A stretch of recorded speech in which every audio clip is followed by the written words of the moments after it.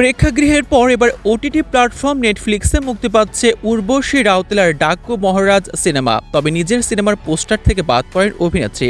শুধু পোস্টারই নয়, বাদ পড়েছে তার অভিনীত দৃশ্য। এর কারণ হিসেবে অনেকে এ সিনেমায় বালাকৃষ্ণের সঙ্গে তার আপত্তিকর নাচের অভিযোগ তুলেছেন। এবার তার শেষ সম্পূর্ণ গানটি কেটে ফেলেছে নেটফ্লিক্স। বলিউড হাঙ্গামা জানিয়েছে সিনেমাটি থেকে উর্বশীর সেই নাচ বাদ দিয়েছে প্ল্যাটফর্মটি। ডাকু মহারাজ সিনেমার প্রধান ভূমিকায় অভিনয় করেছেন বালাকৃষ্ণ ও ববি দেওল। সিনেমায় একটি বিশেষ চরিত্রে অভিনয় করেছেন উর্বশী। এর আগে নেটফ্লিক্সে প্রকাশ করা পোস্টারে বাকি অভিনেতা অভিনেত্রীদের দেখা গেলেও উর্বশীকে সেখানে রাখা হয়নি।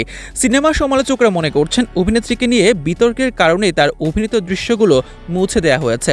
এছাড়া কেউ কেউ মনে করছেন উর্বশীকে পোস্টার থেকে বাদ দেওয়ার আরেকটি কারণ সম্প্রতি সাইফ আলী খানকে নিয়ে করা তার বিতর্কিত মন্তব্য। তবে এ প্রসঙ্গে এখনও মুখ খোলেননি লাস্যময়ী এই অভিনেত্রী।